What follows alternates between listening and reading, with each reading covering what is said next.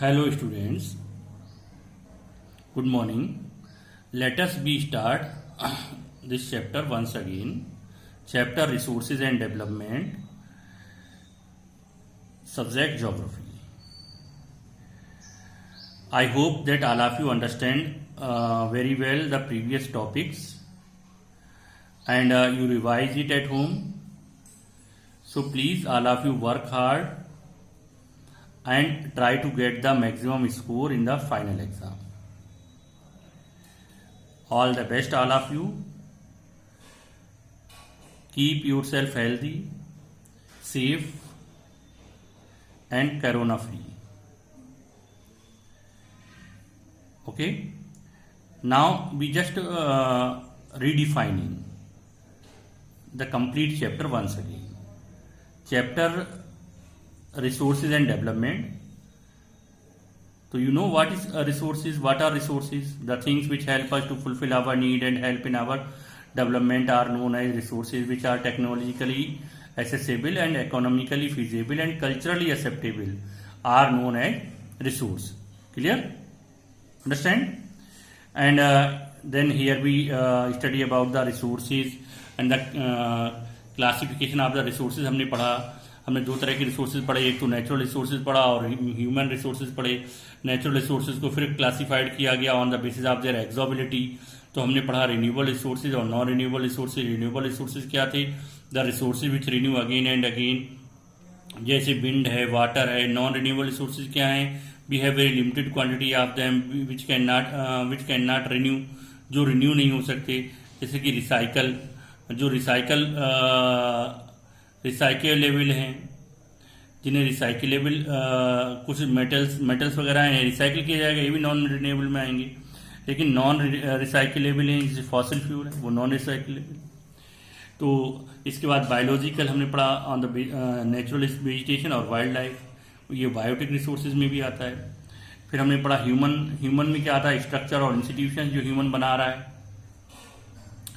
Quality and quantity. Okay. इसके बाद हमने आपको एक्सप्लेन किया लैंड रिसोर्सेज को। तो as you know that most of the land resources क्या हैं कि मैक्सिमम जो बेसिक नीड्स हैं वो हम पूरी करते हैं लैंड रिसोर्सेज से। अब लैंड रिसोर्सेज से जब हम पूरी करते हैं तो अब यहाँ पर जैसे फॉरेस्ट है, लैंड, अब फॉरेस्ट हो गया। आज क्या है कि इंडिया में 22.3% पार्ट पर लैंड एरिया पर फॉरेस्ट है। Land not available for cultivation, ये सब मैंने डिवीजन ऑलरेडी आपको पहले एक्सप्लेन कर दिया है। अदर अनकल्टिवेटेड लैंड है, फॉलो लैंड है और नेट सोन एरिया है। नेट सोन एरिया वो था जहां पर हम एक से ज्यादा फसलें लगातार लेते हैं। Classification of soils. Classification of soil क्या है? सॉइल का classification most important topic of this chapter. जैसे कि एल्यूवियल सॉइल है, alluvial soil, black soil, red and yellow soil, laterite soil, arid soil और फॉरेस्ट सॉइल। ओके। इसके लिए हमने आपको एक चार्ट दिया है, वो जो चार्ट दिखाया गया उसको आप असाइनमेंट के साथ ड्रा जरूर करेंगे कॉपी में, ठीक है ना। और you have to revise the main characteristics of the alluvial soil.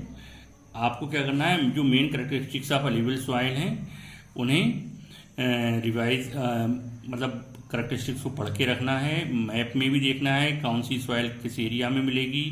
या ब्लैक सॉइल है, ब्लैक सॉइल की मेन कैरेक्टरिस्टिक्स क्या है? ये रेड एंड येलो सॉइल की, लेटराइट सॉइल या एरिड सॉइल या फॉरेस्ट सॉइल की मेन कैरेक्टरिस्टिक्स क्या है? इन सारी चीज़ों को आपको पढ़ के रखना होगा।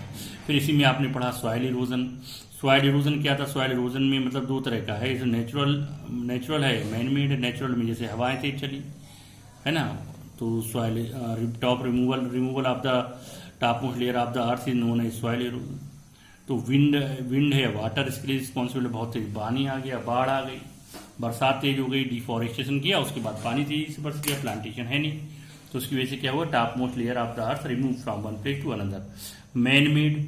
अब मैन मेड क्या है? मैन मेड का मतलब ये है कि जो ह्यूमन रिस्पॉन्सिबल है इसके लिए, सॉइल इरोजन के लिए, डिफॉरेस्टेशन हो गया, ओवर ग्रेजिंग हो गई या माइनिंग हो गई है ना, माइनिंग की और उसे वहीं छोड़ दिया ऐसे ही, तो वो ये सारी चीजें क्या है?